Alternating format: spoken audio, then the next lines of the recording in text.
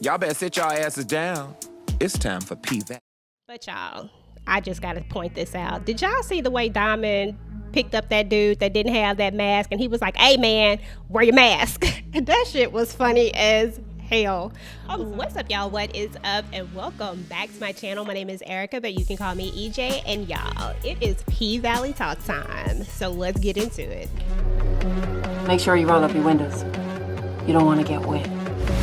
Keep your hands on the wheel, cause Uncle Clifford's girl finna take you down to the valley, child. Okay, y'all, so look, that opening scene was probably one of the best opening scenes, hands down.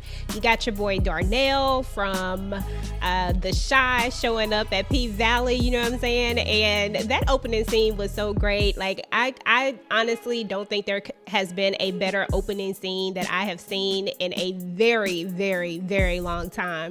So, hey, I was feeling that. Let me know what y'all thought about the opening scene. Just leave some comments down in the comment section and let me know. And also, guys, don't forget to go ahead and subscribe to your girl's YouTube channel. I'm going to be doing Pvalley recaps and stuff all this season. And also, I am going to be doing a Pvalley giveaway as well. Got some little things in mind for you guys, so that'll be coming a little bit later, but definitely go ahead and subscribe to the channel and turn on your notifications so that you do not miss out on the giveaway that I am going to be doing if you are a Pvalley fan.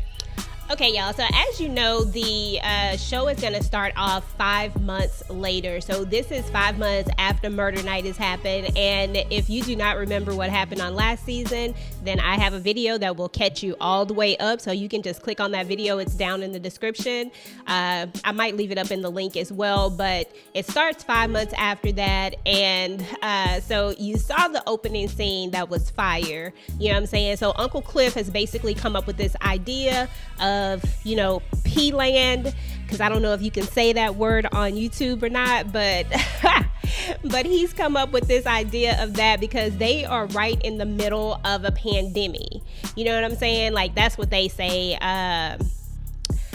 P-Valley vocab 101, pandemic equals pandemic, just in case you didn't know. Okay, so this is an idea that he's come up with in order to be able to generate some income. Now, also, we got to note that they are missing some of their girls. Gidget has left. Gidget's mom has passed away. In a later scene, when she's talking to Mississippi, she's basically going to tell you that her mom passed away from corona. You have to listen really carefully because there's some talking going on, so you kind of miss it a little bit, but she's basically telling how her mom died and she's blaming it on Duffy, saying that, you know, he basically brought it there and killed her mom. So she's missing, she's gone, and then of course Mississippi is gone as well after Murder Night. Y'all already know what happened there, so she's gone. So, you know, the P has lost two of their best girls. So, you know, they doing what they gotta do to survive. Okay, y'all, so the next scene basically starts with us seeing a shot of Mercedes and Autumn, which is so interesting to see because you know that this season they are definitely gonna have their ups and downs, but where they have come from is crazy ridiculous. I mean, I'm really just gonna call them frenemies, you know what I'm saying? Because we know that something is gonna pop off at some point in time and they gonna be into it, but they have this dynamic going on right now that just brings something to this show. Like the thought process of how it all started with Mercedes definitely not feeling Autumn, and Autumn definitely was not feeling Mercedes, and now they've kind of, you know, come together and have created this friendship. You know, you can tell that Autumn cares about Mercedes, and Mercedes cares about her in her own little way as well. You know, she brings the ice out to her because her shoulder is messed up, you know what I'm saying, and says how she gonna make her a doctor's appointment. Of course, Mercedes kind of shrugs it off like, nah, you're not gonna do that. But anyway, I just love the dynamics of this relationship between them. Let me know what y'all think about the relationship between Autumn and Mercedes. Okay, y'all, so we are gonna learn that, we already know the Pink is going to have some money problems. You know, Autumn did give that $250K, but Uncle Clifford was already in the hole, $55K. So there's that. And now that they're in the middle of this pandemic, you know, they had to spend some money. You know, Uncle Clifford had to keep the girls afloat, you know what I'm saying, as he say, so that they wasn't out here giving head. Uncle Clifford's stupid, y'all. But Uncle Clifford cares about these girls, so you know he had to make sure that they was good. So they spent another $55K on that, and then of course they had to redo the Paradise Room because you know what happened on murder night. So, you know, they're down to their last $25K, and this is where you first get to see the dynamics of Uncle Clifford and Autumn and how the shift has changed. You know, before Uncle Clifford was the boss and kind of running things, you know what I'm saying? But now Autumn actually owns the club, you know what I'm saying? But she did give Uncle Clifford 15%, but she is actually the owner. And so now their relationship is a little bit different, and it's kind of fun to see it. And it's also really fun to see how much Autumn has changed. Like, she done been in Chuckalisa so long and hanging around, you know, Mercedes and Uncle Clifford that she has really like developed this whole thing about her. Like when she went in on Uncle Clifford about calling her high yellow and telling him that he wasn't gonna call her high yellow no more. Oh my God, I almost fell out my damn seat. I was like, okay, I see you, Autumn. I see you, girl.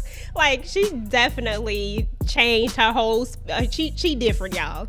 So anyway, you know, they are just pretty much back to, you know, to needing to get this club back up and running. They need to make money in this club before they get in the hole again.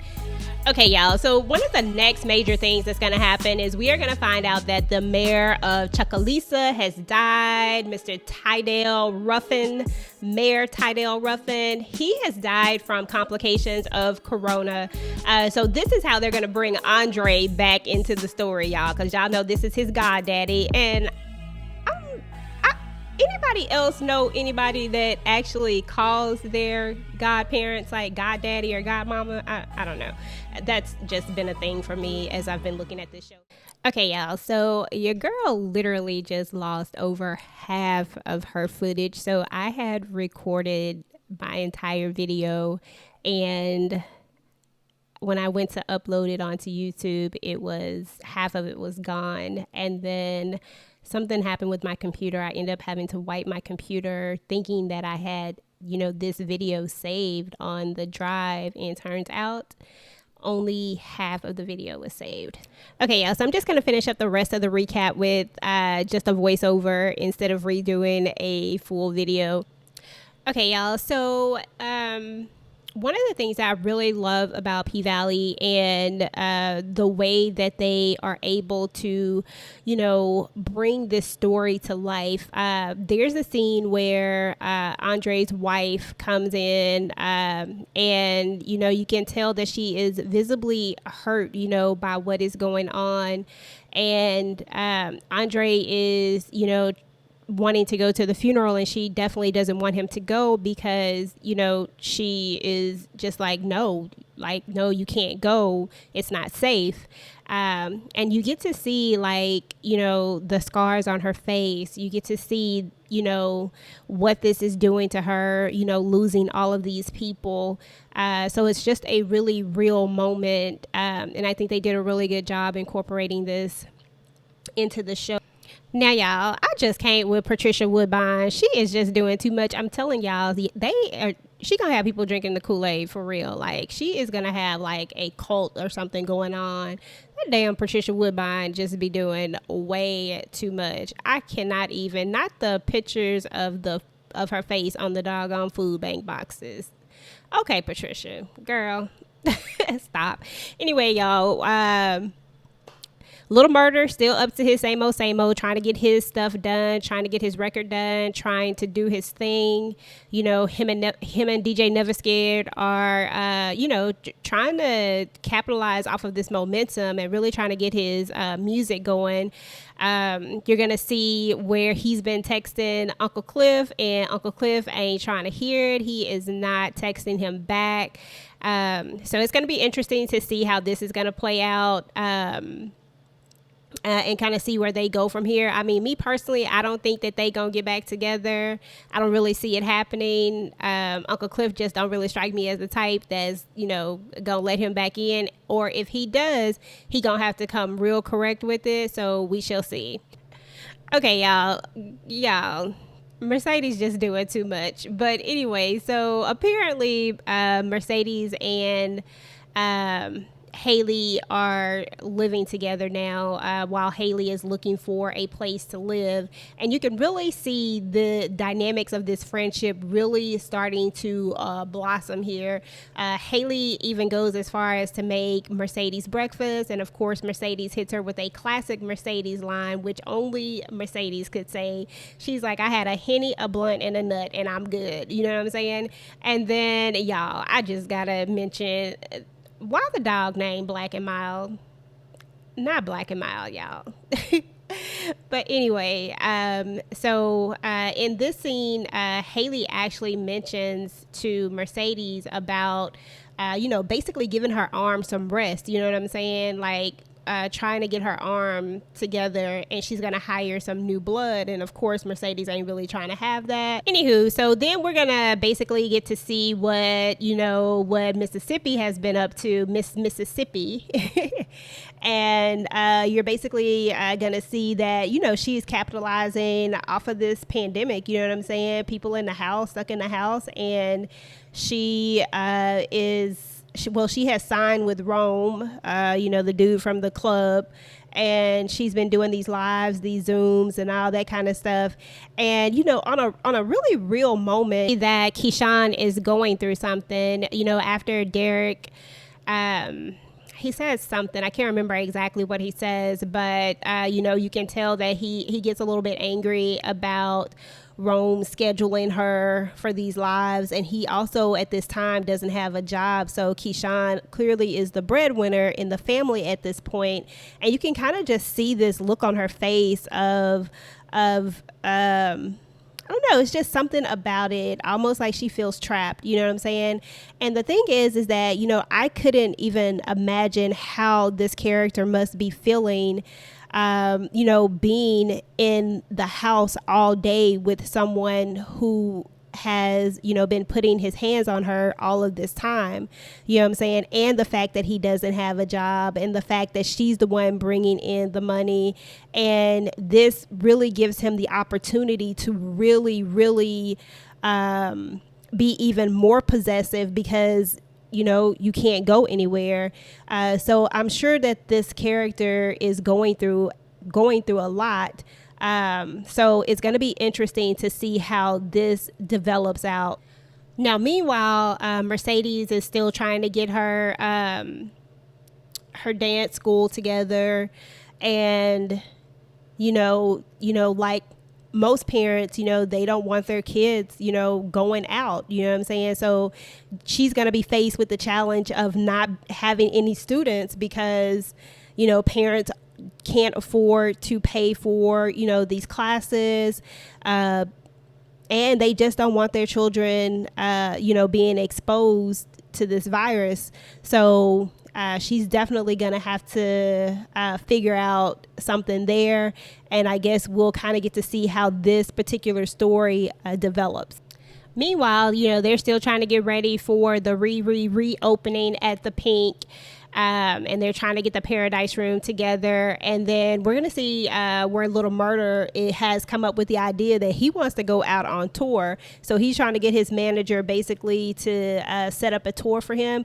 And he's going to need Keyshawn to basically get on board, because, at the end of the day, in my opinion, although he came with a much better song, and that song was jamming, it was, Keyshawn, or Miss Mississippi rather, who actually put him on, you know what I'm saying? So he's going to have to get her on board with this whole tour, but with what she got going on, who knows? So Okay, y'all. So I think the moment that a lot of P-Valley fans have been waiting for kind of happens next. So Keyshawn finally finds a way to get out the house, even if it is just to go to the store. I'm pretty sure some of y'all remember when we were on lockdown, going to the store just felt like getting out of the house. But this is the moment where her and Diamond are going to see each other for the first time in a very long time since that night. And, you know, I really can't say that I blame Diamond for reacting the way that he reacted. And I honestly, you know that he's hurt. You know, you can kind of see the hurt. She's trying to apologize. He just is not trying to hear this apology, you know, but she wants to apologize. But at the same time, it feels like her apology is pretty weak. You know what I'm saying? Like, you're going to have to do way more than that in order to get him to, you know, accept your apology or even let you back in. Like, I feel like, you know, it just feels like it's not really real. Like, it feels like she's just saying what she needs to say, but I feel like she's going to need to have some actions. You know what I'm saying? Like, she's really going to have to take some real actions if she wants Diamond back in her life. So anyway, one of my most favorite parts about this was when Diamond grabs that dude with the who doesn't have the mask on. That shit was so freaking hilarious, y'all. But yeah, but other than that, I think Keyshawn has a lot of making up to do before anybody really accepts her, you know, back in. And I think it's going to start with her having to get rid of Derek. Like, Derek just, he can't be in her life, and she have the people in the, you know, at the club in her life as well, the people that became her family, as Mercedes would say. I don't think that those two are going to mix anymore. So we shall see how this story develops and grows. I'm excited to see where it's going to go from here. Now, y'all, only Tydell Ruffin can go out in lime green with these loud colors, because y'all know he loved wearing these loud colors. So, you know, this is the funeral, and, you know, they showed up and showed out for the funeral. And at the end of the day, no matter how trifling he was, you know, people still loved him. And, you know, they just know he trifling, but they loved him. And can somebody please tell me why they didn't name this baby Tydell Jr. I don't even know if that's a thing. Like, I don't even know if you can do that, but somehow they did.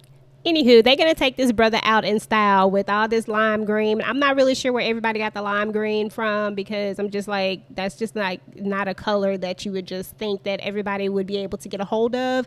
And how Uncle Clifford just showed up in his lime green outfit, I don't even know. But that outfit was so bad. Like, that outfit was bad. Like, Uncle Clifford was doing his thing. But at the same time, I'm just trying to figure out, Uncle Clifford, when you have time to whip up a lime green outfit, you just had this laying around in your closet somewhere, like, really? But anyway, y'all, and that's pretty much it as far as the funeral is concerned. Nothing really major happened there. We did get to see Kyle, Wayne, I think his first name is Wayne, but, you know, one of the Kyle brothers is going to be the interim mayor, and we do learn that he's going to try to continue the what Tydell wanted. So that's going to be bringing the casino in. So we do know that that's going to be a thing, especially if he's actually elected as, you know, the official mayor. And then another thing that happens after the funeral is that Corbin Kyle, the other brother who wants this casino to come through and who is pissed at Uncle Clifford because, you know, he's holding up, in his mind, he's holding up the casino, which is kind of whack anyway, because I'm like, really? Like, they weren't even going to give him anything for his club. So why? I mean, like, come on, Corbin, like, that is just, you just full of shit. But anywho, so he actually is going to retain Andre. So this is how we're going to get Andre to stay. He's going to retain him for his lawyer, because he thinks that although Uncle Clifford wouldn't sell, now that Autumn is the owner, maybe he can get Autumn to sell so that he can continue to sell his land so he can get the money, or lease his land so that he can get this money. You know what I'm saying? So we gonna see how this gonna work out. I think they be sleeping on Autumn, y'all, for real. I think they really think that she just like this pushover, but Autumn is super smart and she just ain't no pushover.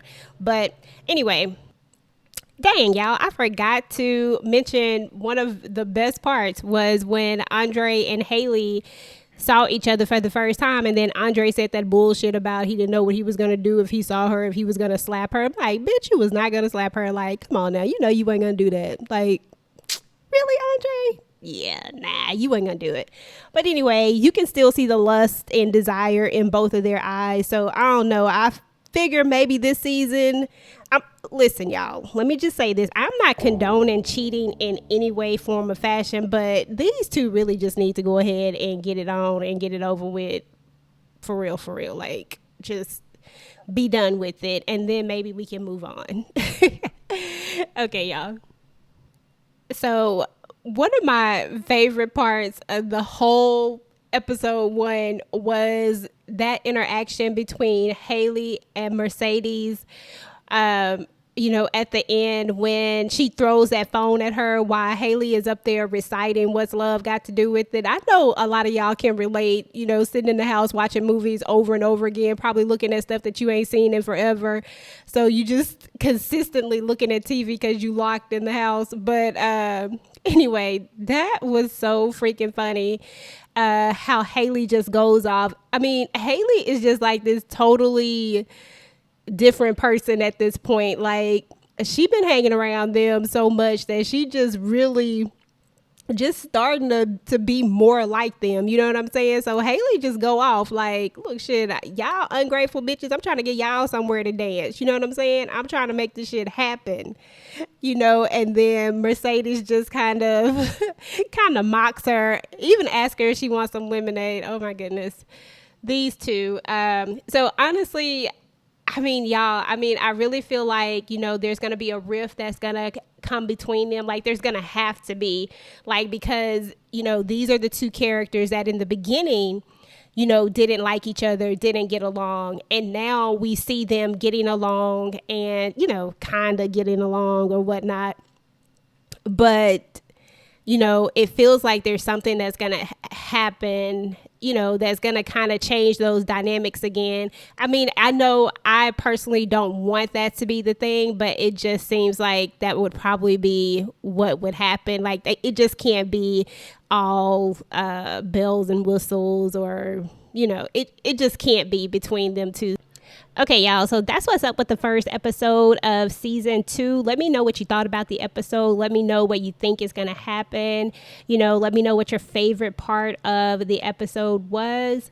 And y'all, if you still need to get caught up on the episode, then you definitely need to go ahead and check out the video that I did, the catch-up recap for Pvalley. Until next time, peace.